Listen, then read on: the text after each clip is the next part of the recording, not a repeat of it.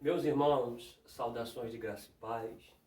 Quero glorificar a Deus pela vida de vocês, alunos, e pela oportunidade que Deus nos dá de estar lecionando todos os dias os servos dele, as servas dele, com afinco de melhor o empenho dos obreiros na casa do Senhor, tá bom? Essa aula está sendo gravada porque devido ao feriado ontem na localidade aqui no município onde residimos, poucos alunos estariam em classe, então opinamos por esta aula por vídeo, tá bom? Peço a você que feche os seus olhos para que Deus possa nos dar a sua graça através da sua palavra. Senhor, nós te louvamos, ó Pai, glorificamos o teu nome porque o Senhor é Deus. Acima de tudo, de todos está o Senhor. Nos dê, Pai, uma aula direcionada pelo teu Espírito Santo. Nos guie, nos controle, nos direcione. Que a inspiração do teu Espírito Santo venha a ser sobre as nossas vidas. Senhor, toma o controle desta aula nas tuas mãos. Toma, Pai, todos os alunos, Senhor, que estão por esse vídeo sendo contactados com a tua palavra, que eles possam ser alcançados pela mesma, Senhor. Que o Senhor possa, Pai, nos revelar o teu Espírito por trás da letra. Abra o campo do nosso entendimento, à luz da tua palavra, para que com isso nós te glorificamos, não só hoje, mas para todos sempre. Amém e graças a Deus. Queridos, pegue a sua apostila, pegue sua Bíblia e vamos adentrar a aula de hoje. Eu só vou pedir aos irmãos um pouco de compreensão, porque estamos lecionando em várias turmas. Basicamente todos os dias temos dado aula para a glória do Senhor. Então, nessas minhas idas e vindas, eu deixei a apostila da turma de vocês em alguma igreja. Porém, ainda nenhum pastor me contactou ainda. Porém, a gente está ainda reformulando para saber onde nós deixamos, devido à grande demanda de cursos que Deus tem nos proporcionado. Então, eu vou aplicar pelo telefone, tá bom? Através das páginas que eu tenho aqui. Então, eu peço um pouquinho de compreensão aos irmãos. Não peguei meu óculos, mas vamos nessa metódica, tá? Tá lá no meu guardado, lá na gaveta, na minha cômoda. Mas tudo bem, vamos lá. Paramos na página 170. Pegue, por favor, a sua apostila. Abra na página 170. O nascimento da igreja. Vamos lá. A igreja, que antes era um mistério oculto em Deus, conforme está lá em Efésios 3, 9, fora revelado em Cristo, tornando-se o segredo de Deus, conhecido aos homens. A expressão oculta em Deus indica que a igreja esteve sempre na mente de Deus, porque Deus tem o controle de todas as coisas. E vindo a ser conhecida pelo ministério terreno de Jesus Cristo e o Espírito Santo. A igreja de Deus começou a formar-se e revelar-se no tempo quando João Batista disse: eis o Cordeiro de Deus, conforme está lá em João 1:36. Vamos ler a referência citada de Efésios 3:9. Efésios capítulo 3, versículo de número 9. Efésios capítulo de número 3, versículo de número 9.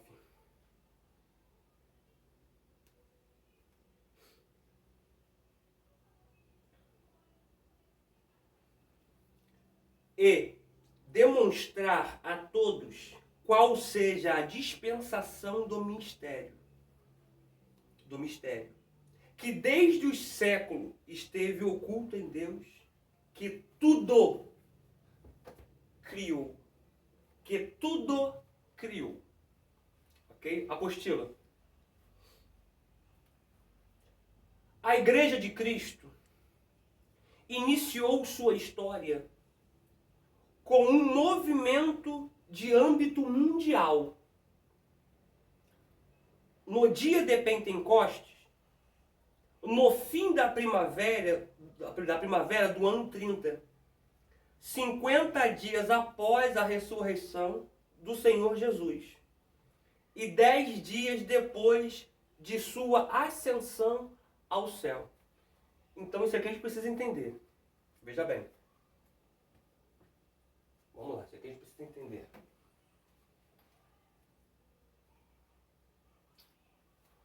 A festa de Pentecostes, ela começa no fim da Páscoa. Tá? Começa no fim da Páscoa.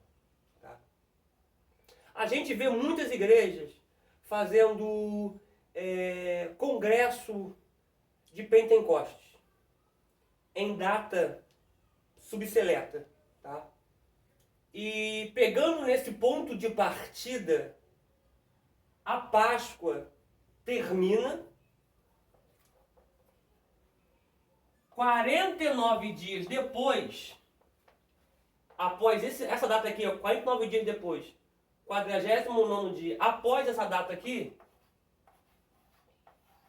vem o 50º dia, né?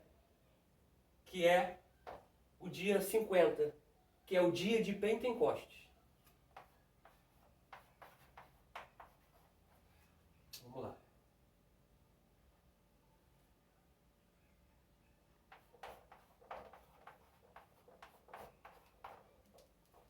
Então, automaticamente, a festa de Pentecostes está apontado, gente.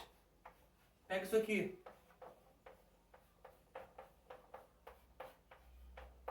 Está apontado para a colheita. E a gente atribui isso aqui com movimento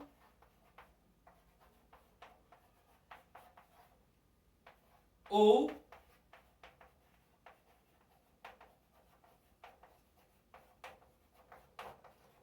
derramamento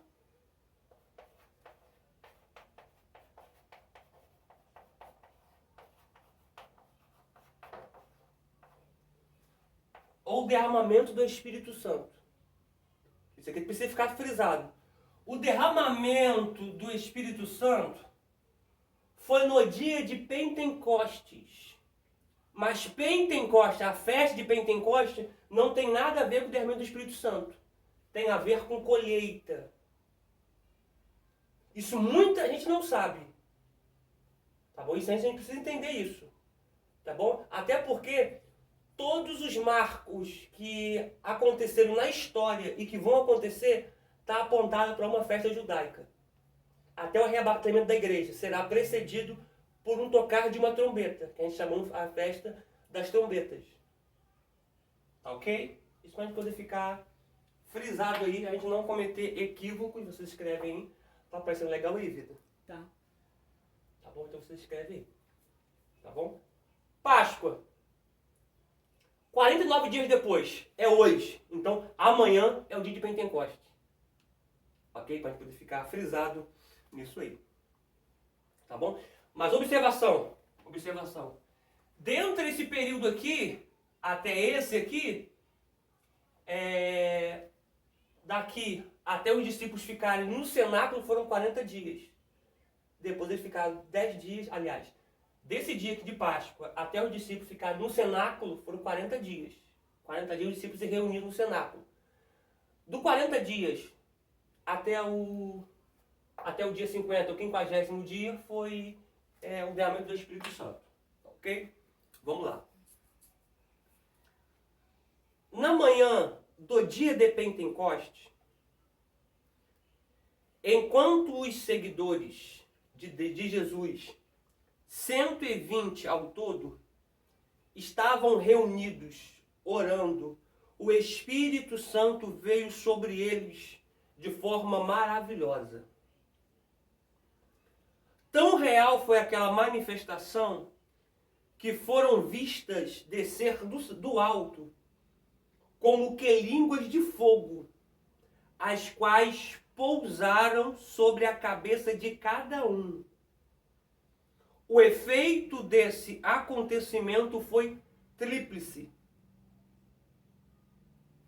Primeiro, o acontecimento foi tríplice. Primeiro, iluminou as mentes dos discípulos, dando-lhes um novo conceito do reino de Deus. Então, isso aqui, eu já começo a observar uma coisa aqui. Quando a gente recebe o Espírito Santo de Deus, a gente recebe a capacitação do Espírito Santo de Deus, automaticamente a gente desenvolve, desempenha um trabalho melhor para o reino de Deus. A nossa mente é clareada, a gente recebe unção, a gente recebe poder, autoridade para exercer a obra do Senhor aqui na terra. Segundo, compreenderam que esse reino não era um império político, mas um reino espiritual, na pessoa de Jesus ressuscitado, que governava de modo invisível a todos aqueles que o aceitavam pela fé. Observação: o derramamento do Espírito Santo trouxe uma compreensão para a igreja que o governo de Cristo não era terreno, mas era um governo espiritual. Por quê? Porque os judeus, eles teciam na sua ideia, eles idealizavam que o Messias viria, destruiria Roma e impetraria o seu governo ali terreno. Porém, o governo de Cristo não é terreno, mas é o governo espiritual. Por isso, até o dia de hoje, em Tel Aviv, a saber, Jerusalém, os judeus estão divididos, porque uns ainda acreditam que o Messias não veio. Vai vir, vai destruir Roma, vai livrar eles dos seus opressores e vai sentar no templo, vai sentar no trono de Davi, de forma terrena. Porém, como o nosso Senhor é sempiterno, o seu reino também é sempiterno, e o seu reino não tem fim, ele veio, já implantou o seu reino, porém, não físico, mas espiritual. C. Aquela manifestação revigorou a todos, repartindo com eles o fervor do Espírito e o poder de expressão que fazia de cada testemunho um motivo de convicção naqueles que os ouviam. O que a gente aprende com isso aqui? A gente aprende que o Espírito Santo era o que convencia aqueles que ouviam a palavra a confessarem a sua fé em Cristo e confessarem Cristo como Salvador. Ou como no linguajar que nós apadrinhamos nos dias de hoje, aceitavam a Jesus. Tá bom?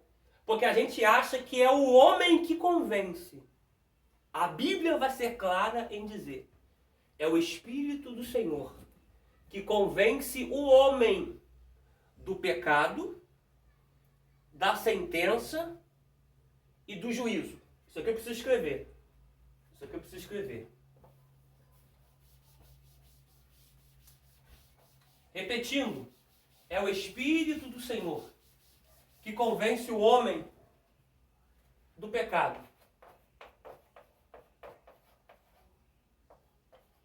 sentença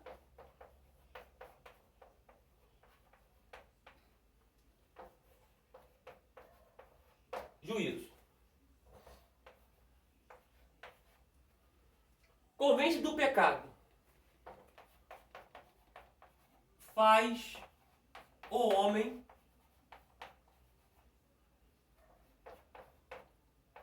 ter a convicção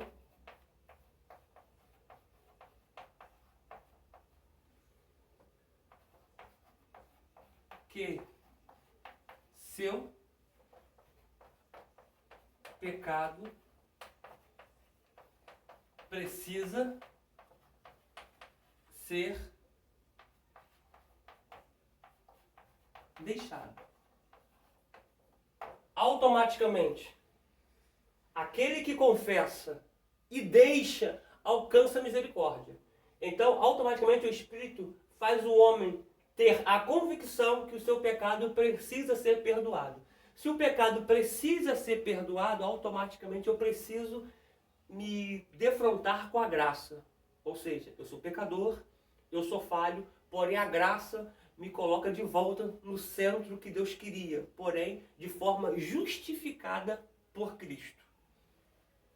Sentença.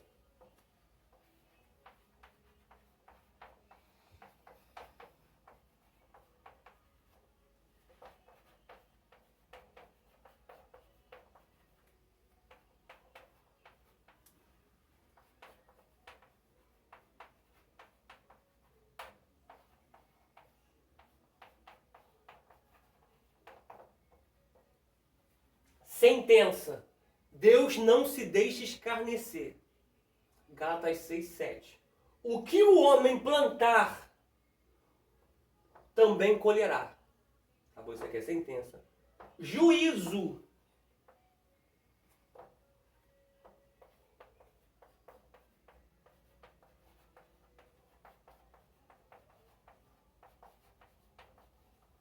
Está apontado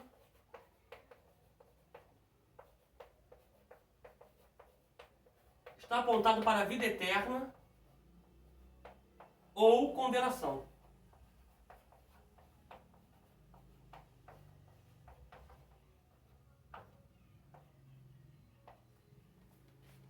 Juízo. Está apontado para a vida eterna ou condenação. Então, é esse o papel do Espírito Santo. Convencer o homem do pecado, sentença e juízo. Tudo apontando para Cristo. Se você ver, é um apontando para o outro. Deus apontava para o Filho. Jesus Cristo veio e apontou para o Pai e apontou para o Espírito Santo. O Espírito Santo agora está apontando para Cristo. Outra observação aqui, que o Espírito Santo é que nos dá a capacidade de pregar a palavra dele e automaticamente o homem que vai ouvir, ou a mulher que vai ouvir, se render e confessar Cristo como Salvador. Como a gente apadrinhou, aceitar Jesus Cristo. Por quê?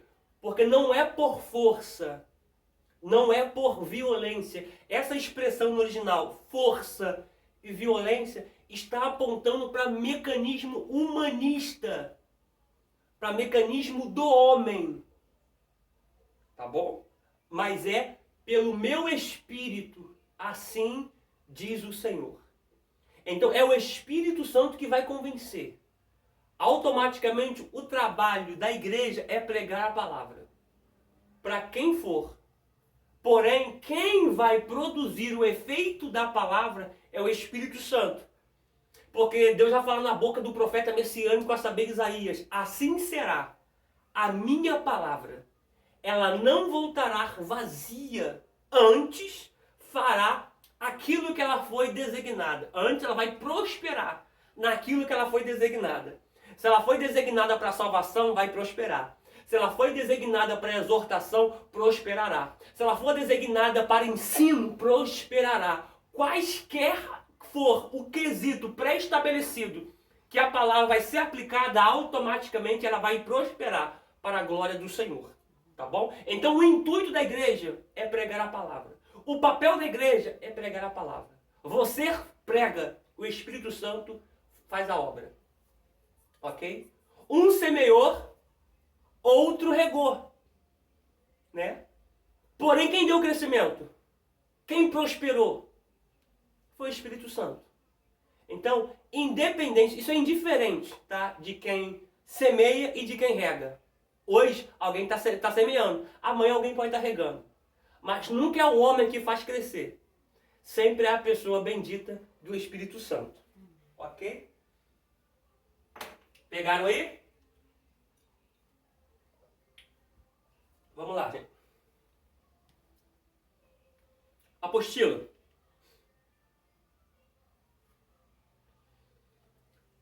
O Espírito Santo, desde então, ficou morando permanentemente na igreja.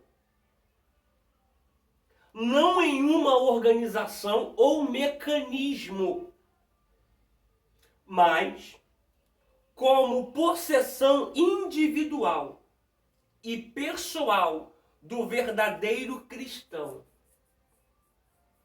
Desde o derramamento do Espírito Santo naquele dia, a comunidade daqueles primeiros anos foi chamada com muita propriedade Igreja Pentecostal. Vou repetir. Naquele dia, a comunidade daqueles primeiros anos foi chamada com muita propriedade Igreja Pentecostal.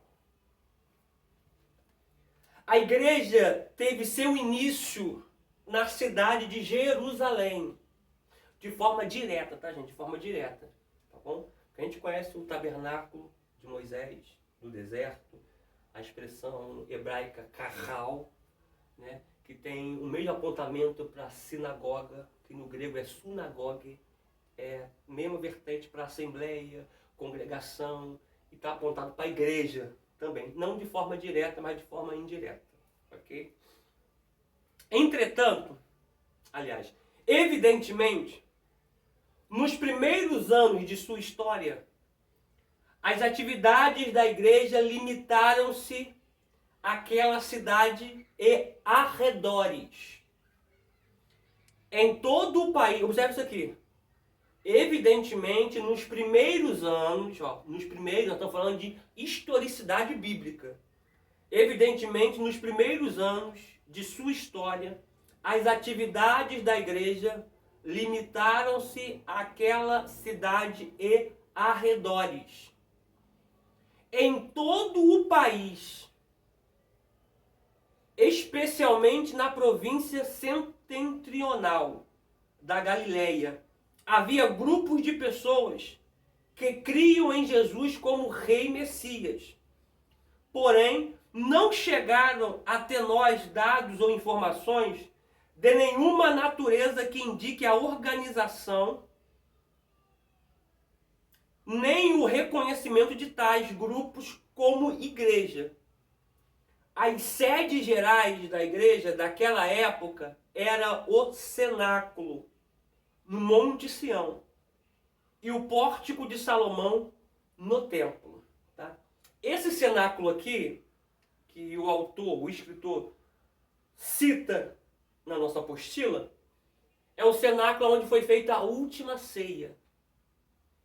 Muitos historiadores, como Mai Pirman, Heródoto, Champlin, Wisby também, vai dizer que esse cenáculo aqui é a casa de Maria, mãe de João Marcos.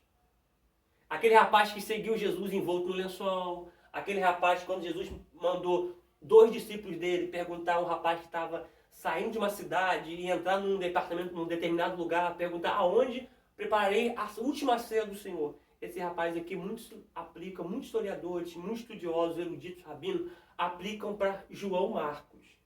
Tá? Então, esse cenáculo aqui se tornou uma igreja. Tá? Aonde Paulo, posteriormente, vai fazer uma discussão, uma ministração, e vai partir o pão. Só que ele estende o seu discurso, porque era prática daquela época, filósofos, teólogos, fariseus, você sabe que Paulo era fariseu, ficarem teologizando acerca da Torá, do Terrilim, do Keturvim. Então eles ficavam ali, após o jantar. Tá? Então observe isso aqui. Paulo se estende um discurso, está lá em Atos, e Eutico, como queira expressar, cai do 3º andar e morre. Né? E aí é levantado morto por Paulo. A expressão diz que ele estava morto. Okay? Observe isso aqui. Esse mesmo cenáculo é o cenáculo onde a igreja vai estar orando pelo pastor Pedro. Quando Tiago vai ser preso por Herodes, Tiago vai ser morto a fio de espada, Pedro ia ser apresentado na noite seguinte e a igreja se reúne em oração. E quando a igreja se reúne em oração, Deus envia um anjo para poder livrar Pedro. O milagre foi tão sobrenatural que Pedro achou que era uma visão. De tamanha êxtase que ele ficou dentro de um acontecimento. Tá? Para a gente poder entender o que está acontecendo aqui, a gente precisa ressaltar esses detalhes, essas minúcias que fazem total diferença. Tá? Postila. Todos os membros da igreja pentecostal eram judeus. Tanto quanto podemos perceber, nenhum dos seus membros, bem como nenhum dos integrantes da companhia apostólica a princípio, podia crer que os gentios fossem admitidos como membros da igreja, quando muito admitiam que o mundo gentio se tornaria judeu para aceitar a Cristo, ou confessar a Cristo. Eu, particularmente, defendo essa tese de confessar a Cristo, porque antes de nós aceitarmos Ele, Ele que nos aceitou primeiro. Tá? Então observe isso aqui. Por que o autor faz questão de dar essa ênfase que a princípio os membros eram todos judeus? Ele afirma categoricamente que todos eram judeus. Por quê? Porque Cristo ainda não tinha dado a visão para Pedro. Aquela visão maravilhosa que Pedro tem, que o lençol desce, e tem vários animais ali no lençol, e Cristo diz, Pedro, mata e come. E Pedro, opa, não. Nunca coloquei a mão em coisa imunda. Aquela visão era um apontamento, era um norte apontando para a nação gentílica, que seria posteriormente alcançado. Se você acompanhar, Pedro retruca para a visão. Pedro retruca uma ordem diretamente dada por Deus. E se você acompanhar lá na frente, quando o apóstolo Paulo é levantado e começa a ter algum embate entre Pedro e Paulo, porque você acha que o problema da igreja só tem hoje, não, mas teve um embate muito grande entre Pedro e Paulo. Paulo não vai fazer questão que os gentios têm a mesma prática cultural dos judeus. Exemplo, quando a igreja foi crescendo, e os gentios foram alcançados, Pedro ficou uma briga muito grande com Paulo. Por quê? Porque para Pedro era inadmissível alguém se aproximar de Deus sem a circuncisão. A circuncisão era um ato de uma aliança entre Deus e Abraão. E passada de judeu para judeu, ao 8º dia, a criança era circuncidada, arrancava-se a pele que sobrava da glândula do seu prepúcio, era cortada. E automaticamente era uma aliança do povo judeu com Deus, vinda de Abraão. Automaticamente Pedro quer que os gentios, olha Pedro quer que os gentios tenham a mesma praticidade. Porém Paulo vai dizer que não, isso é bíblico. Paulo vai dizer que não. Porque a circuncisão agora é na alma. Através de Cristo Jesus. Porque se a gente pegar a circuncisão, era uma carne que foi cortada. Automaticamente na alma quem cortou essa carne foi Cristo. Nos aproximando de Deus. Sendo mediador entre Deus e o homem, Jesus Cristo. Nos aproximando de Deus. Só que se a gente olhar para a igreja que está em Roma, vai começar a surgir também alguns embates também. Qual embate? Os judeus estão observando que os gentios que confessaram a Cristo como Salvador, se tornando filho, como está lá em João 1,12, que todos aqueles que o receberam, a saber, Jesus Cristo, deu-lhe o poder de se tornarem filhos de Deus. Automaticamente, na igreja que fora fundada em Roma, Paulo escreve uma carta. Historiadores vão dizer, os eruditos, os estudiosos vão dizer que Paulo estava preso. Ele dita uma carta que quem escreve é Tércio, deixa eu pontuar isso aqui.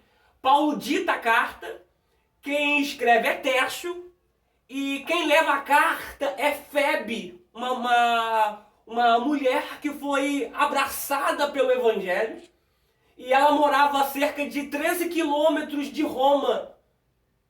Então, automaticamente, ela recebe essa carta e leva a carta para os irmãos que estão em Roma.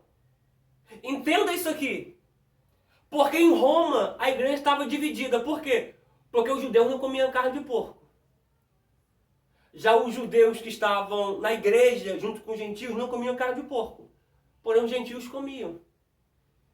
Os judeus guardavam o sábado, os gentios não. Aí começou a surgir aquele embate. Uns comiam, outros não comiam.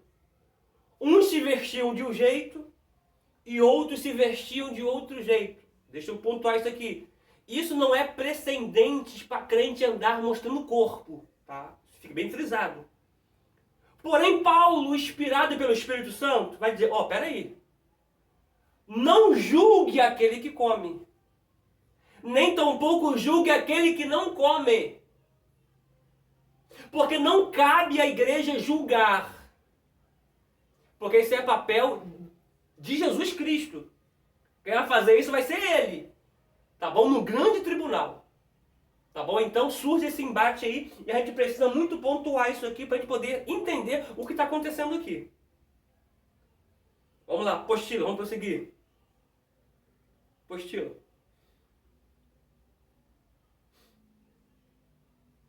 Ó. Os hebreus, eu tenho que me achar aqui porque sem óculos fica difícil. Os hebreus eram aqueles cujos antepassados habitavam na Palestina durante várias gerações. Eram eles a verdadeira raça israelita. Não, eu estou um parágrafo acima. Tá? Deixa eu concluir o parágrafo acima que eu não concluí. Tanto quanto podemos perceber, isso aí, me achei. Tanto quanto podemos perceber, me perdoem. Nenhum dos seus membros, bem como nenhum dos integrantes da companhia apostólica, a princípio, podia crer que os gentios fossem admitidos como membros da igreja.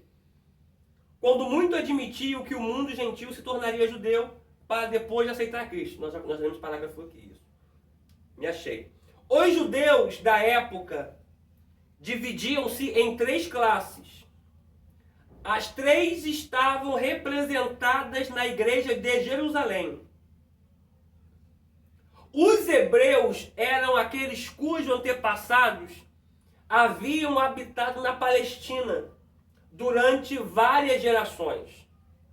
Eram eles a verdadeira raça israelita. Seu idioma era chamado língua hebraica, a qual, no decorrer dos séculos, havia mudado de hebraico clássico do Antigo Testamento para o dialeto que se chamava aramaico ou ciro-caldaico. Tá, isso aqui fica bem frisado para a gente poder entender. As escrituras eram lidas nas sinagogas em hebreu antigo. Porém, eram traduzidas por um intérprete, frase por frase, língua por língua. Os judeus gregos ou helenistas eram descendentes dos judeus da dispersão. Isto é, judeus cujo lar ou cujos antepassados estavam em terras estrangeiras.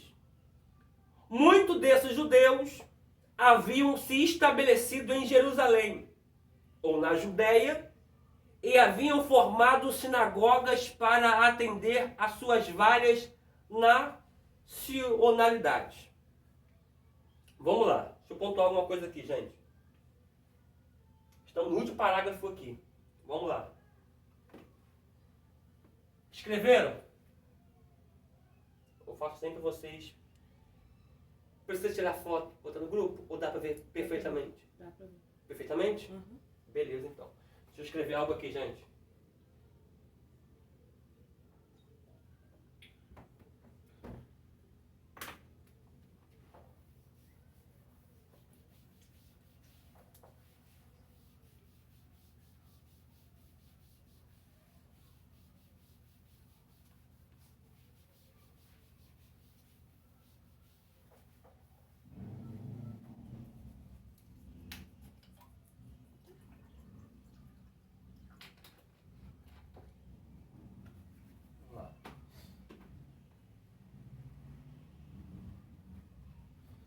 Escrevam aí.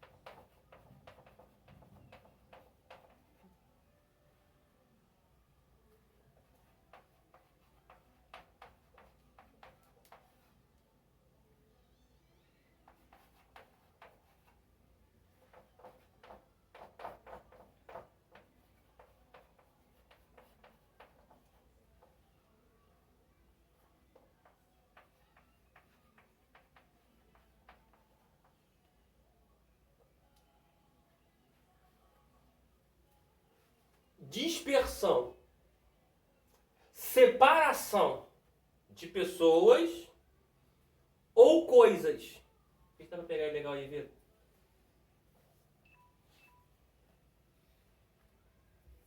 Ou coisas por diferentes lugares, tá?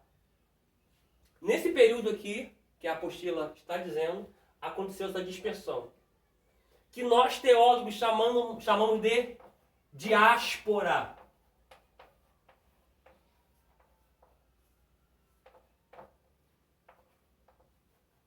Então, se futuramente alguém perguntar o que é uma diáspora, você vai falar, não, diáspora é uma dispersão, uma separação de pessoas ou coisas por diferentes lugares. Ou seja, os judeus foram banidos de Roma. Tá? Já eu explico o porquê. Vamos lá.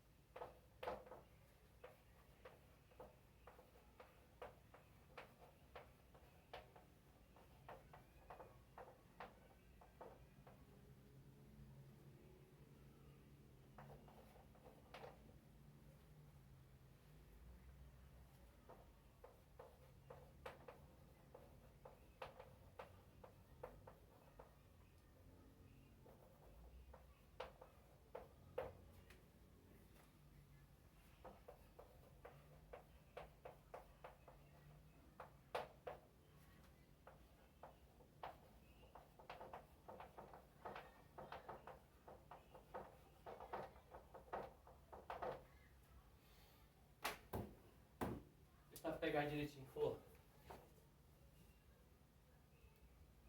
Sim.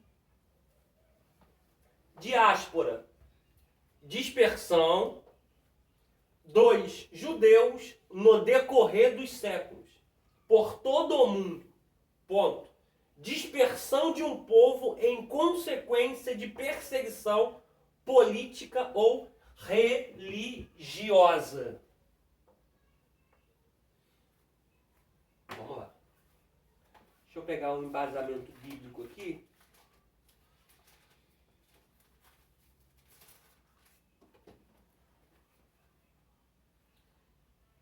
Atos, capítulo de número 18.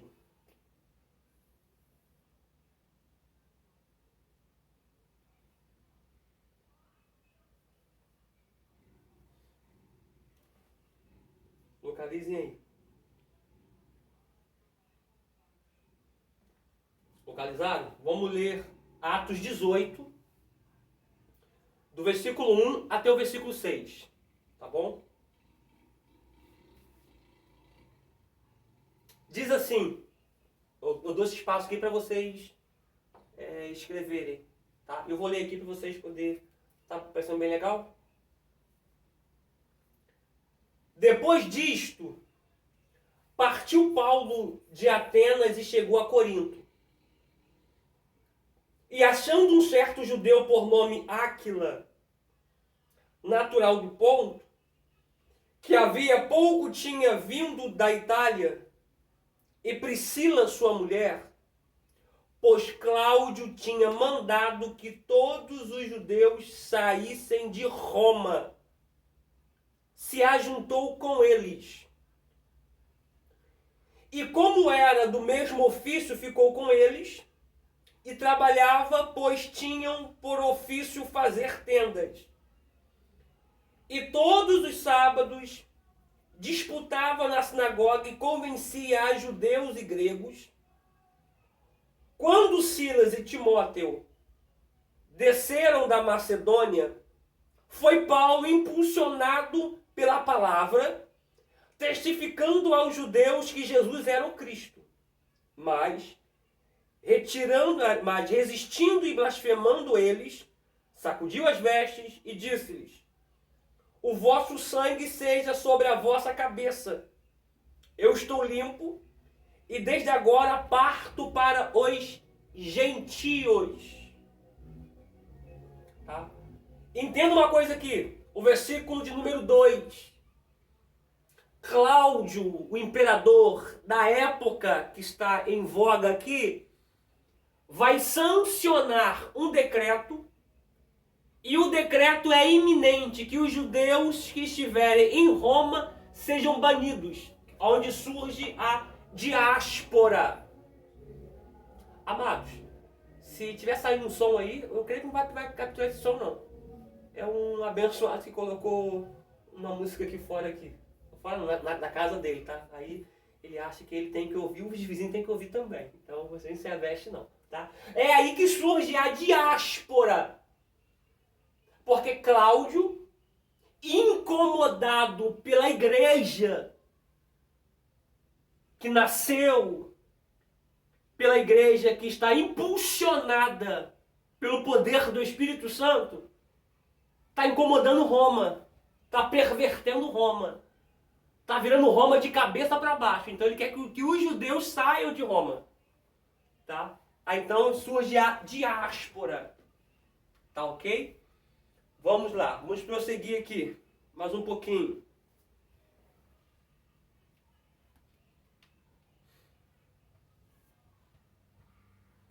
Último parágrafo aqui da página 171. A leitura dos primeiros 6 capítulos do livro dos Atos dos Apóstolos dá a entender que durante esse período o apóstolo Simão Pedro era o dirigente da igreja. Em todas as ocasiões, era Pedro quem tomava a iniciativa de pregar, de operar milagres e de defender a igreja que então nascia. Isso não significa que Pedro fosse um papa ou dirigente oficial nomeado por Deus. Tudo acontecia como resultado da prontidão de Pedro em decidir, de sua facilidade de expressão e de seu espírito diretivo. Ao lado de Pedro, o homem prático, encontramos João, o homem contemplativo e espiritual, que raramente falava, porém, tido em grande estima pelos crentes. Em uma igreja comparativamente pequena em número, todos da mesma raça, todos obedientes à vontade do Senhor, todos na comunhão do Espírito de Deus.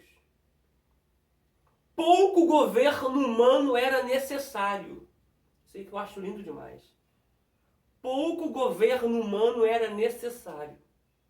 Porque quem governava era o Espírito Santo. Não que não tinha um homem pastoreando, representando Deus perante o povo. Um líder, melhor dizendo, um líder. Mas, como o autor aqui fez questão de mencionar aqui, pouco governo humano era necessário. Porque quem dava as diretrizes, quem dava o direcionamento, quem dava a direção, era o Espírito Santo. Eu acho até lindo demais, porque há uma profecia nos Salmos, que quando Pedro, lá em Atos, capítulo 1, vai levantar alguém para ficar no lugar de Judas, Pedro, particularmente, ele menciona que dentro da profecia dos Salmos, proferido por Davi, era necessário que isso acontecesse, que Judas o traísse, porém que a gente levantássemos um para ficar no lugar de Pedro, conforme, no lugar de Judas, tá? Melhor dizendo, no lugar de Judas, conforme a profecia. Olha o direcionamento. Olha o direcionamento. Porque esse salmo de Davi é um salmo messiânico, que é uma profecia em forma de canção. Que Davi está dizendo: até meu amigo íntimo, que comia pão comigo à mesa, esse me traiu, me ferindo o calcanhar. Está apontando para Judas.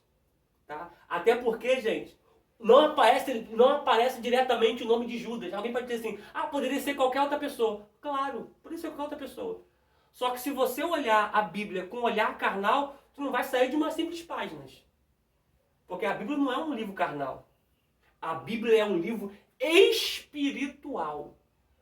Aí preciso dizer isso aqui, parece que ficar contextualizado. Se você pegar a Bíblia e olhar ela, falar assim: não, mas esse versículo aqui não aponta para Jesus, você vai criar um monte de incógnita na tua cabeça.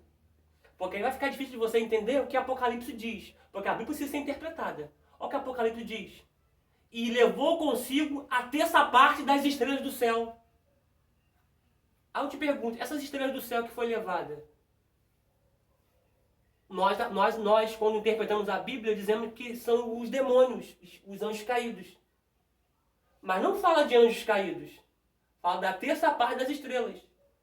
Se eu olhar ela com o meu olhar carnal, eu vou dizer assim: então o céu tinha mais estrelas. Na astronomia, na astrologia, tinha mais estrelas, porque a terça parte foi levada com Satanás. Mas quando você olha com um olhar espiritual, você vai ver que está apontando para os anjos caídos.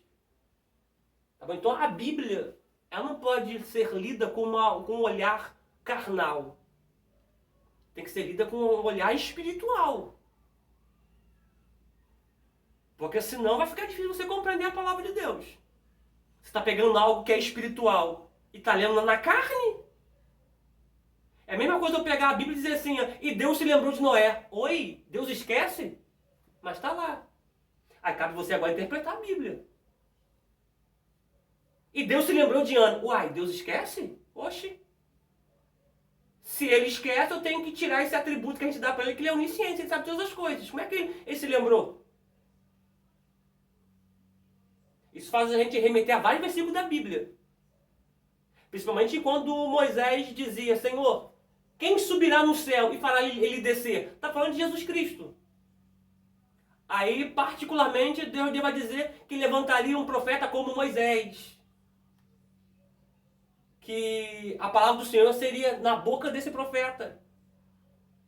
E o que ele falasse e os homens não quisessem compreender, Deus iria cobrar. Está apontando para Cristo. Aí Pedro agora, voltando para Atos, Pedro agora vai tomar frente da igreja, mas vai querer fazer de acordo com a palavra do Senhor, pelo um direcionamento do Espírito. Porque quem controla a igreja é o Espírito Santo, dando direcionamento para o líder. Ok? Vamos lá.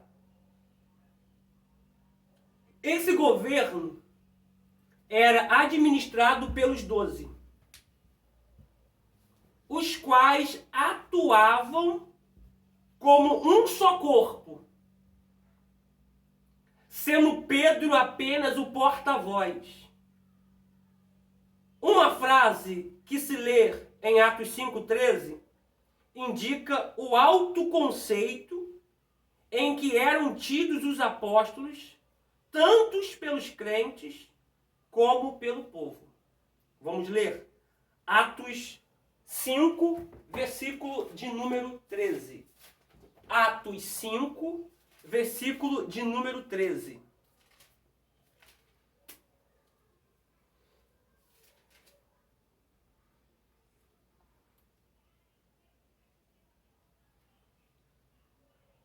Vamos ler a partir do versículo 10, para a gente poder contextualizar.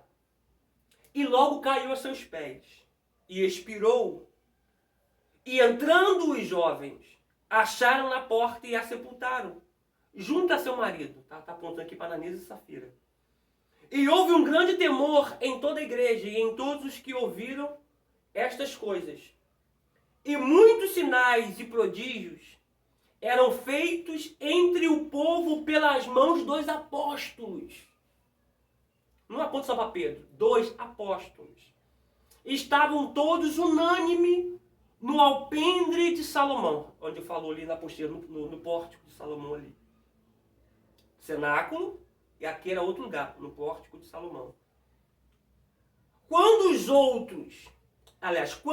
aos outros, ninguém ousava ajuntar-se com eles, mas o povo tinha-os em grande estima.